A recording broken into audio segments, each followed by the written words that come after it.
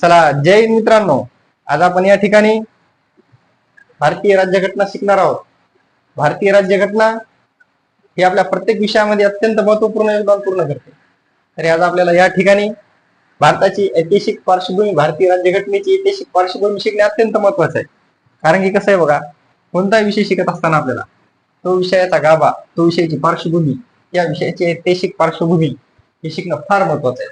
कारण की आज कसं झालेलं आहे बघा, तुम्ही जर कोणता एखादा विषय शिकत असाल, अध्ययन करीत असाल किंवा अध्यापन करत असाल, जोपर्यंत तुम्हाला त्या विषयाची डेप्थ, व्याप्ती माहित नाही किंवा तो विषय, त्या विषयाचा गाभा माहित नाही, तोपर्यंत तो विषय तुम्हाला कळणार नाही. त्याविषयी समजून घेताना आपल्याला राज्यघटना या ठिकाणी शिकायची आहे. जो विषय शिकत आहेत त्या विषयाची पार्श्वभूमी शिकणे अत्यंत फार महत्वाचे आहे. भारतीय राज्यघटनेची ऐतिहासिक पार्श्वभूमी शिकताना आपल्याला जे ब्रिटिशकालीन जे कायदे होऊन गेलेले, तर ते कायदे शिकणे फार महत्वाचे आहे. कारण की ह्या कायद्यामध्ये हे कायदे भारतीय राज्यघटनेवर कोणत्या पद्धतीने इफेक्ट करतात. कारण की आपली भारतीय राज्यघटना जी आहे, ती भारतीय राज्यघटना आपली ब्रिटिशकालीन जे कायदे आहेत, ते कायदे काही काही जशाला तसे लागू आहेत विद्यार्थी मित्रांनो, आणि काही काही कायदे जे आहेत ते अप्रत्यक्ष पद्धतीने लागू आहेत.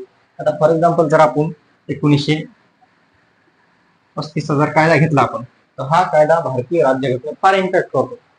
कारण की त्याच्यामध्ये कसे त्याच्यातले काही कलमे, काही भाग हे ऍज इट इज जशाला तसे भारतीय राज्यघटनेमध्ये घेतलेले आहेत.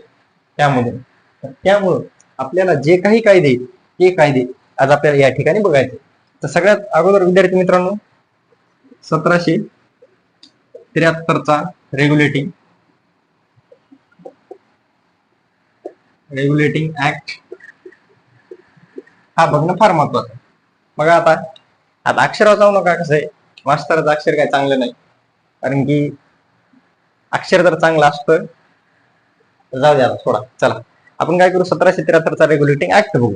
आता कसं झालं होतं बघा, सन 1600 मध्ये जी ईस्ट इंडिया कंपनी होती, तर त्या ईस्ट इंडिया कंपनीला राणीने काय केलं की भारतावर जा म्हणले आणि भारतावर तुम्हाला व्यापार करण्याची परवानगी देण्यात आली. आता हे कशासाठी आलते? हे आलते व्यापार करण्यासाठी.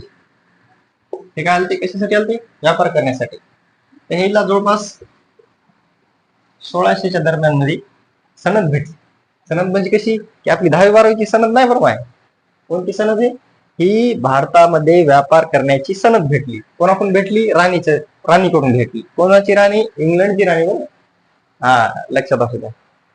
तर जे ब्रिटिश सरकार आहे तेथील जे राजा महाराणी असतात त्यांच्याकडून त्यांना सनद भेटली. तर ते म्हणले जा म्हणले राज्यकारभार करा तुम्ही. आता काय असतं, 1600 मध्ये ब्रिटिश ईस्ट इंडिया कंपनीची स्थापना झाली आणि ती भारतात दाखल झाली. यामध्ये भारतामध्ये त्यांनी बक्सारचं युद्ध आणि प्लासीची लढाई असो, बक्सारचं युद्ध असो, त्यांनी ह्या ज्या दोन लढाई आहेत त्या लढाई जिंकल्या. प्रमुख दोन ज्या लढाया होत्या त्या लढाया त्यांनी जिंकल्या. आता दोन्ही लढाई जिंकल्यानंतर बंगालमध्ये त्यांची सत्ता स्थापन झाली. आता बंगालमध्ये त्याला कोणी आव्हान दिलं नाही, भारतामध्ये आव्हान कोण देईल त्यांना? म्हणून त्यांनी काय केलं, एक हाती सत्ता स्थापन केली. एक हाती. तर आता आपण हा जो भाग आहे, हा भाग आहे इतिहासाचा. आणि आपल्याला सध्या काय बघायचंय? आपल्याला भारताची राज्यघटना बघायची आणि राज्यघटनेची ऐतिहासिक पार्श्वभूमी कायदे बघायचे. बघा आता 1773चा जे रेग्युलेटिंग ऍक्ट आहे, या ऍक्ट मध्ये काय झालं? सर्वात अगोदर काय झालं? बंगालमध्ये जे बंगालचा गव्हर्नर होता, तो बंगालचा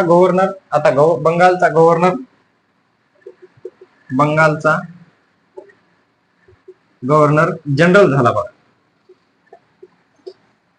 बंगालचा जो गव्हर्नर होता तो बंगालचा गव्हर्नर जनरल झाला. असा कोणता होता जो बंगालचा गव्हर्नर नंतर बंगालचा गव्हर्नर झाला? तर त्यामध्ये सगळ्यात अगोदर नाव कोणाचे येते? कोणाचं नाव येते सगळ्यात अगोदर? तर बघा या ठिकाणी वॉरन हेस्टिंग जो आहे, वॉरन हेस्टिंग येतं. हा वॉरन हेस्टिंग सगळ्यात अगोदर बंगालचा गव्हर्नर जनरल झाला होता या ठिकाणी. आणखीन काय काय घडलं बघा या गोष्टीने. कारण कसं असते बघा, हा भारत आहे, आता भारतामध्ये या ठिकाणी बंगाल आहे, बंगालमध्ये त्यांची सत्ता इथं होती. आता त्यांनी काय केलं, सत्ता वाढीत वाढीत वाढीत वाढीत वाढत लागले, कारण की मोकार कार्यक्रम चालू होता ना त्याचा. असो, आपण राज्यघटना शिकायलो, मास्तर पॉलिटीचं इकॉनॉमिक्सचं मास्तर आहे, पुन्हा म्हणतात मास्तर इतिहास कसं घुसायले का.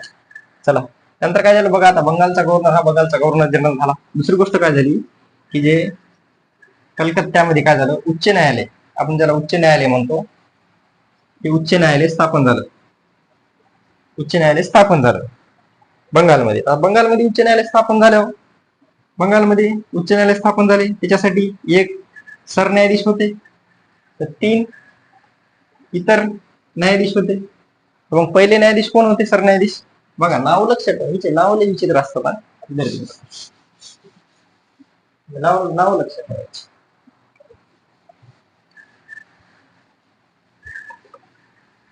याची नाव फार डेंजर असतात. पुन्हा म्हणून की सर तुम्ही नाव सांगितले ना. बघा, हे जे न्यायालय होतं, हे जे उच्च न्यायालय होतं, त्या उच्च न्यायालयामध्ये कसं होतं, उच्च न्यायालयाचा जे एक सरन्यायाधीश होता, कोण होता, एक सरन्यायाधीश होता, एक सरन्यायाधीश, आणि त्याला काय होते, 3 इतर न्यायाधीश होते. कोलकात्यामध्ये जे पहिलं उच्च न्यायालय स्थापन झालं, तर ते पहिलं जे सरन्यायाधीश होता, सरन्यायाधीश, त्याचं नाव काय होतं? त्याचं नाव दगडू, कोंडू, पांडू, धोंडू असेल का? नाही, त्याचं नाव काय होतं, लक्ष द्या. इलिझा इम्पे, इम्पे किंवा इम्पे, इलिझा इम्पे हा पहिला कलकत्त्याचा काय होता, उच्च न्यायालयाचा न्यायाधीश होता. हा एक होता, आणि प्लस मध्ये 3 इतर न्यायाधीश होते. बसा. पहिला होता इलिझा इम्पे, आणि दुसरे याला मदत करण्यासाठी दुसरे 3 जण होते. ठीक आहे. आता काय काय झालं बघा, यामध्ये काय झालं, मोकार कंपनीचे कर्मचारी होते, जे तिथले अधिकारी होते, ते मोकार भ्रष्टाचार करू लागले. हे काय करू लागले माहितीये का, राजा असू, प्रजा असू, नवाब असू, महाराजा असू, त्याला म्हणाले भाऊ तू पैसे दे, 500 रुपये दे, मी तो काम करतो. काय म्हणाले, भाऊ तुम्हाला काय कर, 500 दे, तो काम करतो. भाऊ तू 1000 दे, मी तो काम करतो. आज आपल्या ठिकाणी तलाठी सारखे, ग्रामसेवक सारखे, खरंच आपल्या इथले पद बघा तुम्ही, हे पद चांगली आहेत का? आज हे पद तुमच्या चॅनल तिथं काम करतात का?